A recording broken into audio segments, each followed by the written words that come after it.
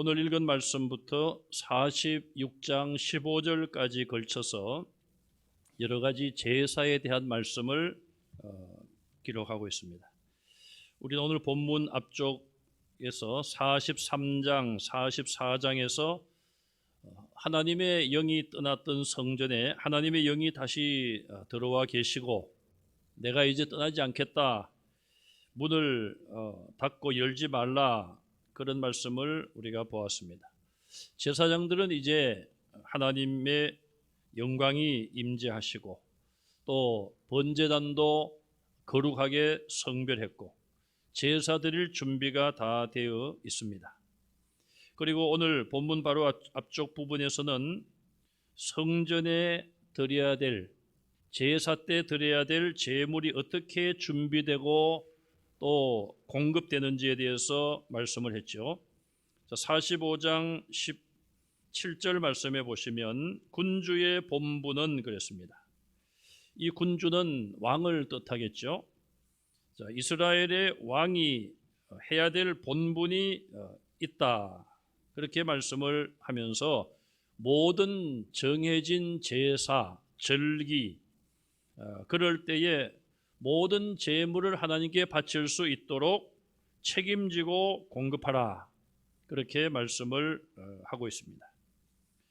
이스라엘의 속죄를 위하여서 백성들의 죄를 대속받고 용서받기 위하여 왕이 그 모든 제물들을 책임지고 갖추라, 그런 명령이죠. 우리는 이 명령을 보면서 이스라엘의 왕은 다른 나라의 왕과는 다르다는 것을 알 수가 있습니다. 다른 나라의 왕은 그 나라도 무슨 종교가 있겠죠. 다른 종교에서도 제사를 드린다고 그러죠. 또 제사장이란 말을 씁니다. 구약 성경에만 나오는 것이 아니라 다른 종교를 수종드는 사람들도 제사장이란 말을 써요. 그러면 다른 나라들은 보통 제사에 대한 것은 그 제사장들이 다 책임을 지고 알아서 했는데 이스라엘은 좀 달랐습니다.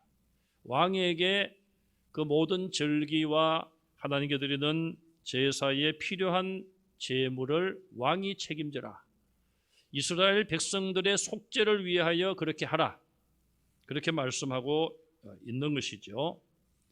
그러므로 왕은 정치적으로만 다스리는 것이 아니라 이스라엘 백성들이 영적으로 부패하거나 타락하지 않도록 해야 되고 또 그들이 속죄받기 위하여 또 하나님이 정하신 그 모든 절기와 또 모든 제사를 드리기 위하여 제물을 책임지는 것이 왕의 본분이었다, 그렇게 말씀을 하고 있습니다.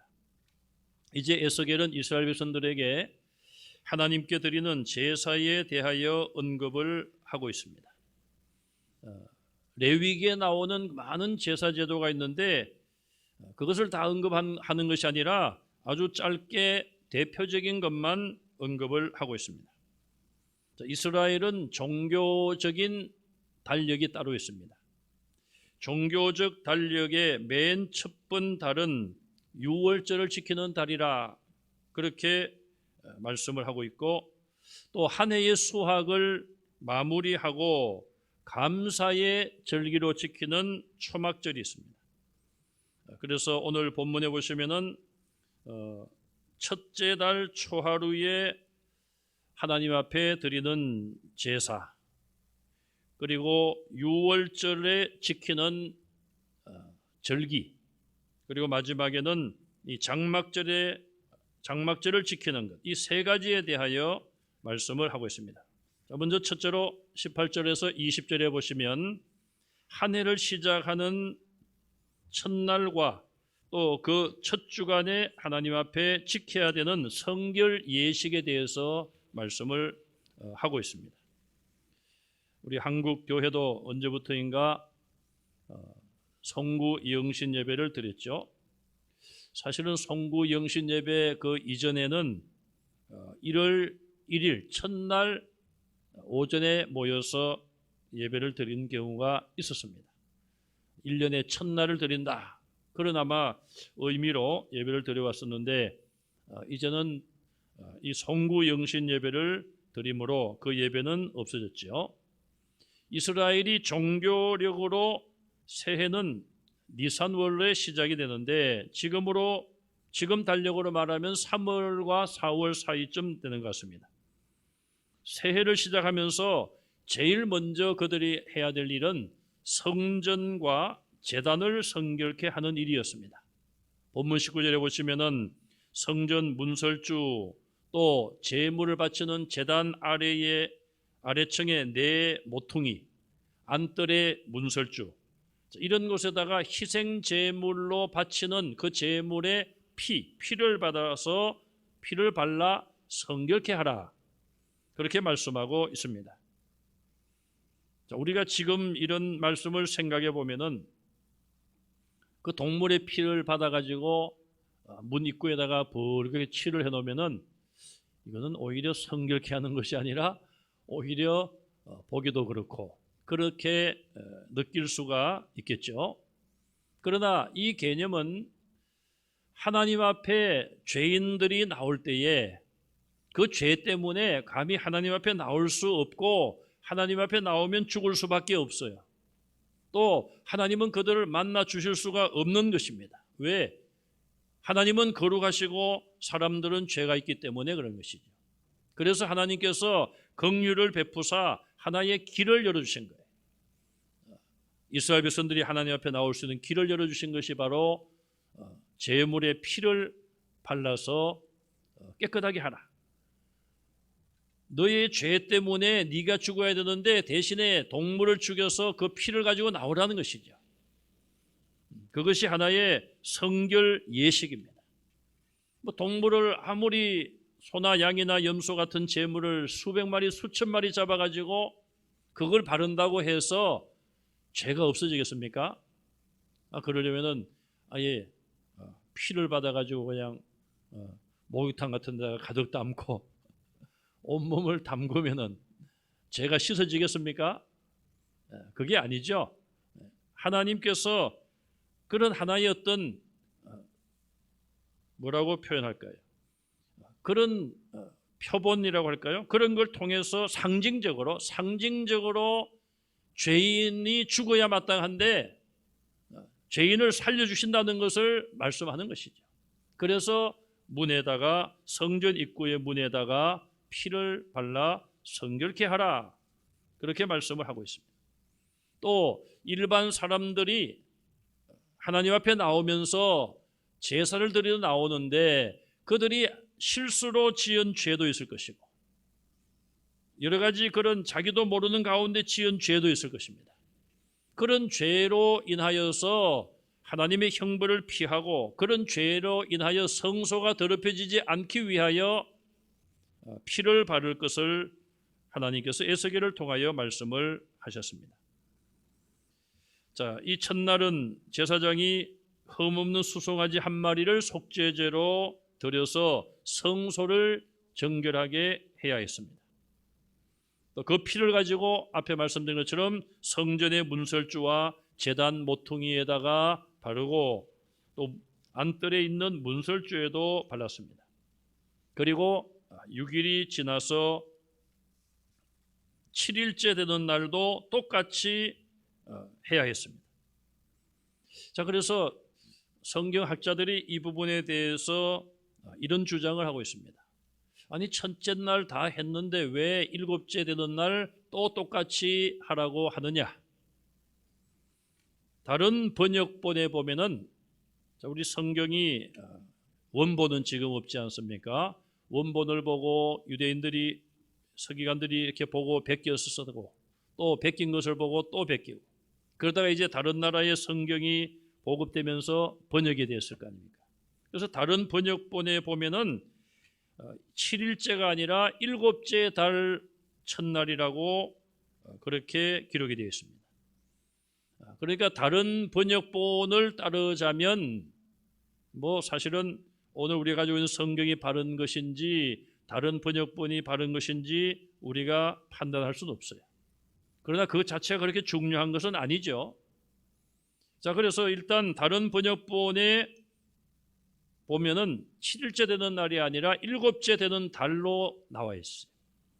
그러니까 1월 달에 하고 나서 6개월이 지난 이후에 새로운 또 절반이 시작되는 7월 달 첫날에 1월 첫날과 똑같이 하라. 그렇게 다른 번역본에는 기록을 하고 있습니다. 뭐 그것을 취해도 의미가 있다. 그런 생각을 해볼 수가 있습니다. 두 번째로 21절과 22절에 보시면 유월절 규례에 대해서 말씀을 하고 있습니다. 우리는 유월절은 잘 알고 있죠. 유월절을 다른 말로 무교절이라고도 합니다. 자, 이스라엘의 종교력으로 첫째 달 니산월의 14일, 1월 14일이 유월절로 지키는 날짜입니다. 유월절은 일주일 동안 진행이 됩니다. 유월절의 특징을 보면은 어린 양을 제물로 드릴 뿐 아니라 누룩이 없는 빵을 만들어서 먹습니다. 여러분 빵 좋아하세요? 빵. 목사님 예배 오느라고 저녁을 못 먹고 하는데 왜 또 배고픈데 빵 이야기를 합니까? 뭐 공짜니까요. 예. 빵. 그런데 이 빵을 만드는 과정을 여러분들이 아십니까? 뭐 집에서 빵을 만들 수도 있는데, 자, 밀가루에다가 중요한 거 한 가지를 넣죠. 뭡니까? 부풀게 하는 거, 이스트라고 해요. 이스트. 이스트가 나오기 전에는 사실 옛날에는 누룩을 썼어요. 이 이스트 성분이나 누룩 성분이 같죠. 그래서 이 누룩을 밀가루에다 넣으면은 반죽을 하고 하면은 이게 누룩이 이 밀가루가 부풀습니다. 예.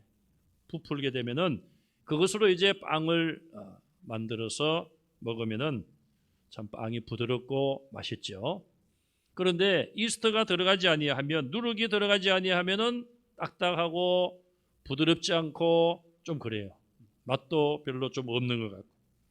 이스라엘 백성들이 일주일 동안 이 유월절을 지키면서 누룩 넣지 않고 만든 빵을 먹어야 했습니다. 자, 그래서 유월절을 무교절이라고도 부릅니다. 유월이란 말은 넘어간다는 말이죠. 넘어간다.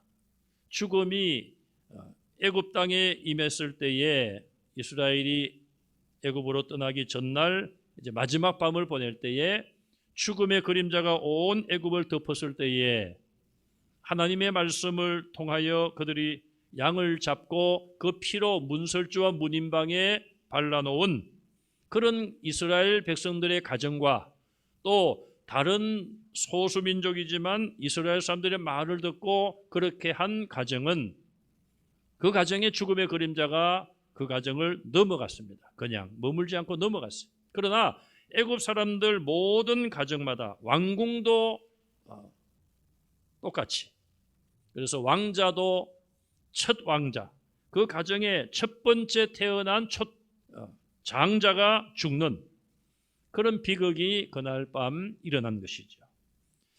그러나 피로 문설주와 문인방에 발라서 하나님 말씀대로 했던 이스라엘 백성들에게는 장자가 죽지 않았습니다. 장자가 죽을 수밖에 없는 상황 속에서 어린 양의 그 피가 장자를 살린 것이죠. 그래서 내가 그 피를 보고 넘어가리라. 우리 찬송에도 나오죠. 내가 그 피를 보고 넘어가리라. 그래서 유월절인데, 그리고 일주일 동안 내내 누룩 없는 빵을 먹기 때문에 무교병, 누룩 없는 떡 혹은 누룩 없는 빵, 무교병, 한문으로 그렇게 쓰죠. 그래서 무교절이라고도 그 절기를 부르고 있습니다. 자, 이 유월절은 우리가 너무나도 잘 아는 이스라엘이 이제 애굽의 종노릇에서 해방되어 애굽을 떠나던 또 마지막 10번째 재앙 속에서 하나님께서 이스라엘의 장자들을 살려주시고 지켜주신 그 놀라운 하나님의 구원의 은혜에 대하여 대대로 가르치고 그 절기를 지키게 하라는 것이죠. 이스라엘 백성들이 지키는 절기 가운데 가장 큰 절기가 유월절이라고 말할 수가 있습니다. 자, 이 유월절 때에 왕은 자기와 모든 백성들을 위하여 송아지 한 마리를 속죄제로 드려야만 했습니다. 그리고 일주일 동안 매일 수송아지 7마리, 순양 7마리를 번제로 드리고 이것이 바로 속죄제로 오늘 본문은 말씀하고 있습니다. 왕은 자기 자신뿐 아니라 온 나라 백성들의 죄를 속죄하려고 7일 동안 이 제물을 드리는 그 일을 해야만 했습니다. 자, 그러므로 이스라엘의 왕은 다른 나라의 왕과 전혀 다르죠. 또 이스라엘 나라의 왕은 정치만 하는 것이 아니라 이스라엘 백성들이 범죄하고 죄지은 일에 대하여서 이런 제물을 책임지고 드림으로써 하나님으로부터 속죄를 받는 그런 귀한 사명도 하나님이 왕에게 주셨습니다. 그런데 이방 나라의 왕들을 보면은 어떻게 정치를 합니까? 그들은 두려운 자가 없어요. 그 나라에서 섬기는 어떤 신이 있더라도 그 신을 이용하고 그래서 자기 어떤 권력을 유지하고 그런데 종교를 이용했지, 이스라엘처럼 하나님의 말씀 명령이 있어서 그 명령을 지키는 그런 왕은 아무도 없었습니다. 그리고 이방 나라의 왕들을 보면은 자기의 권력을 이용하여 자기 욕심을 채우고 자기 욕망대로 살아가는 그런 사람들이 대부분이었습니다. 이스라엘 나라의 왕은 달라야 했죠. 달라야 했음에도 불구하고 대부분의 왕들은 이방의 왕들과 비슷하게 살았습니다. 악을 행하고 하나님 말씀을 거역하고 또 힘을 가지고 약한 자들을 압박하고 힘을 이용하여 백성들의 가진 것을 빼앗아 자기 배를 채우는 또 온갖 부정과 부패, 그러한 모습을 보였습니다. 이스라엘의 하나님은 정의로운 하나님이시며 공의를 행하시는 하나님이신데 그 하나님께서 허락하시고 세워주신 왕들이 하나님을 닮지 아니하고 자기 욕심에 눈이 멀어서 정의와 공의를 버리고 부정과 부패 속에 자기들의 배를 채웠던 것이죠. 얼마나 잘못되었습니까? 오늘 본문에서 나오는 것처럼 이렇게 이스라엘의 왕은 자기 자신의 죄와 백성들의 죄를 위하여 이렇게 속죄 제물을 바치며 제사를 하나님 앞에 드리는 이 일을 그가 책임져야 됨에도 불구하고 하나님 앞에 제사는커녕 자기의 죄를 짓기에 급급했고 또 제사를 드린다 할지라도 형식적인 그런 제사에 불과한 것을 우리는 알 수 있습니다. 자, 이 유월절이 8일 동안 지켜지는데 그동안 하나님 앞에 드리는 제물을 보면 속죄제로 송아지 1마리, 염소 7마리, 번제로 송아지 49마리, 양 49마리, 7마리씩 일주일을 드리니까 77이 49가 되죠. 그래서 총 송아지가 50마리요, 염소가 7마리요, 양이 49마리. 자, 이 모든 제물을 드릴 때에 소제도, 곡식의 가루도 함께 하나님 앞에 드리는 소제도 곁들여 드려야 했습니다. 수송아지 1마리당 소제는 밀가루 1에바, 순양 1마리에도 똑같이 밀가루 1에바, 또 밀가루 1에바에는 기름 1흰을 더하여 드리게 했습니다. 8일 동안 소제의 제물을 합쳐보니까 밀가루가 99에바, 기름도 99흰, 굉장히 많은 양을 하나님 앞에 드려야 했습니다. 자, 이 6월절 기간 동안 참 얼마나 분주했겠습니까? 첫날은 조금 분주하지 않았지만 그 뒤로 일주일 동안 이렇게 제물을 하나님 앞에 드리고 또 누룩 없는 맛없는 빵을 먹고 과거에 하나님께서 자기 조상들을 애굽에서 구출해내신 그날을 묵상하며 하나님의 역사를 기억하는 것이죠. 그래서 여러분들이 구약 성경을 쭉 읽어보시다 보면 그런 말씀이 나오죠. 너희 조상을 애굽의 종되었던 자리에서 구원해내신 여호와 하나님, 그런 말씀들이 나오고 있습니다. 그 한마디 속에 하나님과 이스라엘의 관계가 분명하게 나타나 있어요. 이스라엘이란 이 나라 자체가 하나님께서 그들을 애굽에서 이끌어내지 않으셨다면 세워줄 수 없는 나라지, 있을 수 없는, 존재할 수 없는 그런 나라임을 그 한마디 속에 밝히고 있는 것입니다. 자, 우리는 그 이스라엘의 역사를 보면서 그 말씀, 너희 조상을 애굽의 종되었던 자리에서 구원해내신 여호와 하나님, 그 말씀을 우리에게 적용시키면 어떻게 해야 될까요? 우리 모든 하나님의 자녀들, 성도들을 하나님께서는 독생자의 십자가의 대속을 통하여 우리를 죄와 사망과 마귀와 지옥의 권세에서 우리를 건져내셨다. 우리는 그 한마디를 우리 자신에게 그렇게 신약적으로 적용을 해야 됩니다. 그래서 저와 여러분들은 항상 우리의 자녀들에게 그것을 가르쳐야 되고, 대대로 모든 교회는 대대로 예수 그리스도의 십자가의 대속을 전해야 되는 것이죠. 인간의 방법으로 죄 씻음 받을 수 없고, 하나님이 직접 인간이 되셔서 이 땅에 오셨고, 하나님이 직접 죄 없는 몸으로 제물이 되심으로써 우리를 구원해 주셨다. 우리에게는 그 길 외에는 구원의 길이 없었다. 그것을 분명하게 우리는 후세들에게 가르쳐야 할 것입니다. 그래서 이 6월절이 이스라엘 백성들은 역사적으로 자기들의 역사 속에 지키지만, 우리는 십자가의 그 대속을 늘 묵상하고 기억해야 됩니다. 그래서 우리 교회는 봄, 가을로 성찬식을 하면서 주님의 십자가의 살과 그 피를 우리가 먹고 마시면서 상징적으로 그것을 대하고, 또 우리가 성찬에 참여함으로써 하나님께서 풍성한 은혜를 우리에게 베풀어 주시는 것이죠. 이제 오는 주일날 우리가 성찬식을 할 텐데, 우리가 남은 특별 새벽기도의 기간 동안이나 또 여러분 자신이 개인적으로 경건과 기도에 힘쓰시고, 나와 또 모든 성도들을 하나님께서 독생자의 피값으로 죄와 사망과 마귀와 지옥의 권세에서 우리를 건져주신 그 여호와 하나님, 또 이 땅에 오셔서 십자가를 지시고 대신 죽어주신 예수 그리스도, 성부 성자 하나님께 늘 감사하는 성도들이 되시기를 바랍니다. 세 번째로 마지막 25절에 보면은 초막절에 대한 규례가 나옵니다. 일곱째 되던 달 15일 그랬어요. 그때도 7일 동안 이 초막절을 지키라고 그랬습니다. 이 초막절은 마지막 추수를 하며 1년의 결실을 마무리하는 절기입니다.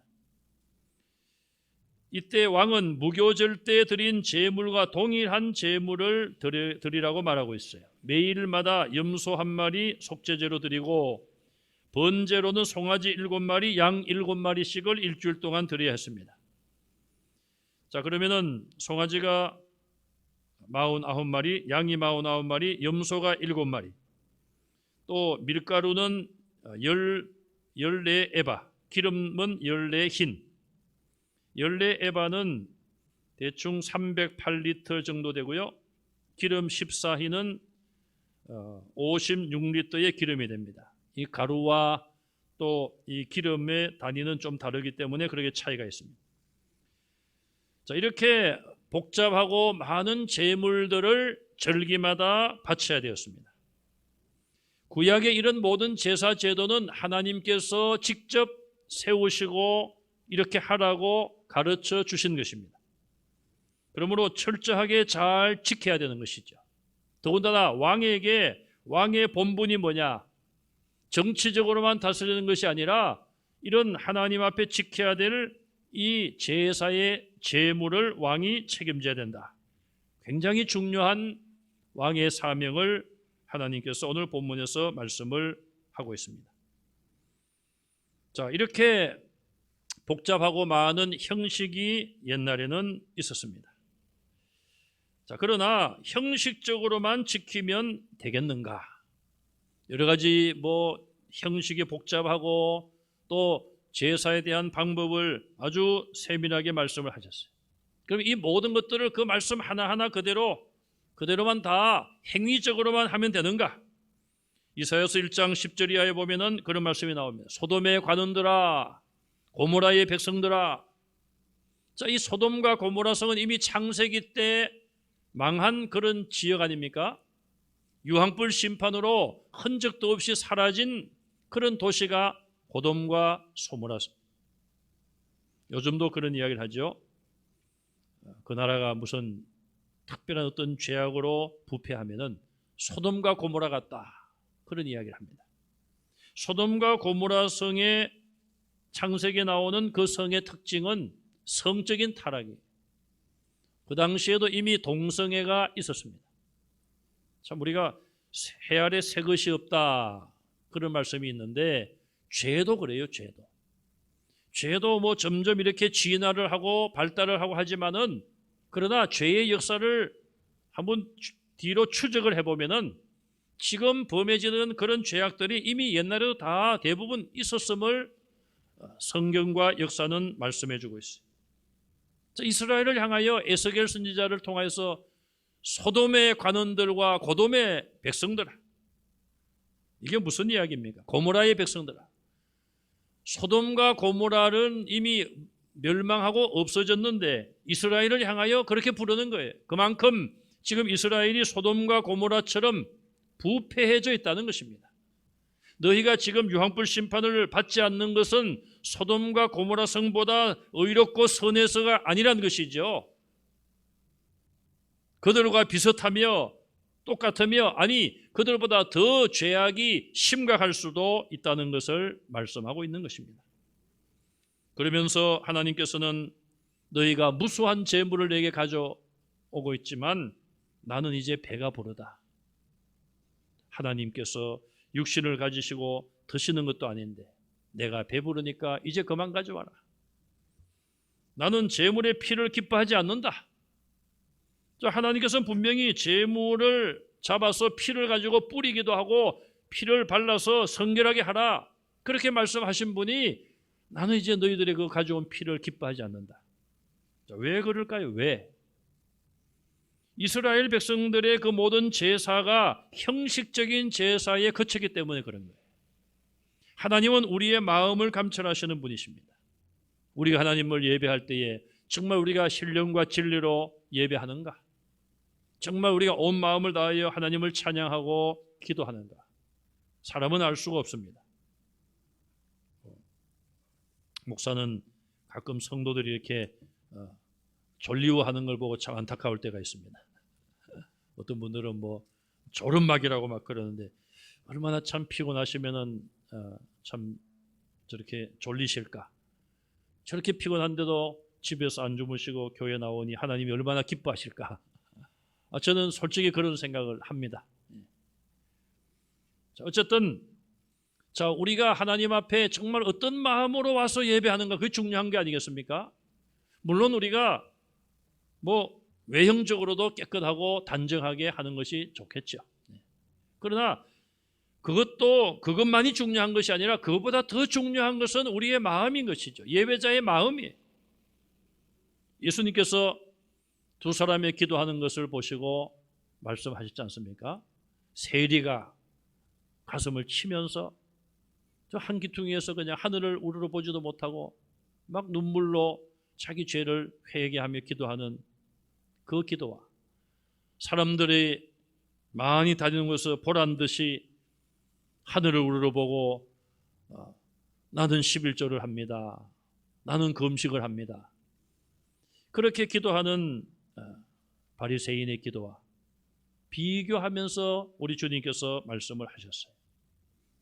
겉으로 보기에는 바리새인이 의인 같아. 사람들이 보기에는 이 세리는 죄인이죠. 그냥 세관에서 남에게 세금을 많이 거두어서 자기 주머니에 챙기고 그런 일들을 많이 했지 않습니까? 그러니 누가 보더라도 죄인이고, 그러나 우리 하나님은 그 마음을 보시는 것이죠. 그렇다고 해서 바리새인에게 죄가 없습니까? 똑같은 죄인인데 세리는 자기의 죄를 진정으로 통회하고 자복하면서 기도하는 것이고, 반대로 바리새인은 자기 의를 내세우고 자기의 죄를 인정하지 않고 하나님 앞에 기도하고 나온 것이죠. 하나님이 누구를 기뻐하실까? 우리가 한번 생각해 봐야 될 것입니다. 자, 이처럼 이스라엘의 모든 제사가 형식주의로 외식주의로 흘러가고 말았습니다. 그러자 하나님께서는 내게 더 이상 가져오지 말아라. 나는 그 피를 기뻐하지 않는다. 그러면서 하시는 말씀이 스스로 너희는 씻고 깨끗해져라. 손을 씻고 깨끗하라는 말이 아닙니다. 여러분 요즘 얼마나 손을 자주 닦습니까? 가는 곳마다 소독으로 닦고 외출하고 집에 오면 또 비누로 또 닦고 잘 닦아야 되죠. 자, 우리의 이렇게 손 전염병을 방지하기 위해서 닦는 것, 그것 이상으로 우리 마음이 죄에 부패해지지 않도록, 죄가 우리의 습관이 되지 않도록 우리는 자주 씻어야 돼. 십자가의 보혈로 씻어야 돼. 회개하라는 것이죠. 날마다 우리를 돌아보고 회개해야 돼. 사도 바울이 나는 날마다 죽노라. 그것은 결국 날마다 죄악된 옛사람을 죽이고 그 다음 날 좀 더 새로워진 사람으로 다시 시작한다는 의미입니다. 하나님은 거룩하신 하나님이십니다. 내가 거룩하니 너희도 거룩하라. 하나님의 자녀들에게 거룩을 요구하십니다. 이 거룩함을 위하여 독생자를 이 땅에 보내셨습니다. 예수님의 십자가의 보혈로 우리는 성결케 됩니다. 그것이 얼마나 감사한지 몰라요. 지금 만약에 이 구약의 이런 모든 것을 다 행하는 우리가 구약시대에 태어났다면 어떻게 될까요? 이렇게 한 자리 이렇게 모여서 하나님을 예배할 수도 없고요. 또 나올 때마다 무슨 소를 가져오고 양을 가져오고 염소를 가져오고 또 그것을 죽여가지고 피를 가지고 그냥 제사장들은 그냥 그냥 손에 피가 그냥 계속 그냥 묻혀가지고 그거 보세요. 유월절 같은 거 보세요. 8일 동안 막 그냥 수 없는 제물을 잡아가서 바쳐야 되고 하니까요. 피비린내가 나고 그냥 보기에도 그렇고 말이죠. 분위기가 얼마나 그렇겠습니까? 지금은 얼마나 좋습니까? 성전의 예배당 안에 불을 밝혀놓고 밝은 데서 하나님을 찬양하고 기도하고 또 말씀을 듣고 참 우리가 감사할 제목이 많지만은 구약시대에 태어나지 않고 오늘날 태어난 것에 대해서 현대에 태어난 것에 대해서 감사하시기를 바랍니다. 우린 구약시대 때 태어났으면은 이스라엘에 태어나지 않았으면 제사도 못 드리죠. 그냥 복음도 못 듣고 그냥 이 땅에서 유교 속에 있으면서 제사를 지내고 조상신을 섬기다가 세상을 마감했을 거예요. 자, 하나님께서는 구약에 이런 많은 복잡한 제사제도 또 짐승의 피로 씻을 수 없는 인간의 죄, 그건 하나의 상징에 불과하다고 그랬고 하나님께서 이스라엘 백성들을 만나 주시기 위한 길을 열어주신 것에 불과한 거예요. 양들이 죽는다고 어떻게 죄인들의 인간이 지은 죄가 씻음 받습니까? 죄는 그대로 있는 것이죠. 진실된 마음으로 나오는 자, 회개하는 자는 용서를 받았겠죠. 그러나 외식적으로 형식적으로 신앙생활하는 자들은 제사하는 자들은 죄 씻음을 받지 못한 것이죠. 오늘날 우리는 예수님의 십자가의 대속으로 구원받은 것에 대해서 감사하시고 우리가 언제나 또 어디에서나 하나님 앞에 직접 하나님 앞에 기도하게 된 것 감사하시기를 바랍니다. 하나님과 직접 통하는 이런 길을 하나님 만들어 놓으셨는데 왜 누구를 통해서 우리가 하나님께 갑니까? 이단들은 꼭 교주들이 자기들을 통해서 구원받는다고 그래요. 또 어떤 종교는 또 직접 하나님께 기도하면 되는데 또 엉뚱한 제3자에게 또 기도를 하고 있어요. 참으로 답답한 일이 아닐 수 없습니다. 하나님이 만들어 놓으신 이 구원, 예수님이 완성하신 이 구원을 오히려 사람들의 그런 잘못된 생각, 잘못된 믿음이 손상시키는 것이죠. 우리는 오는 주일날 성찬식에 참여하여 주님의 살과 피를 먹고 마십니다. 십자가에 달리신 주님을 묵상하시고 또 남은 우리가 3, 4일 동안도 주님의 십자가를 묵상하시고 기도로 준비하셔서 이번 성례주일이 은혜가 풍성한 그런 성례주일이 되시기를 주님의 이름으로 축원합니다.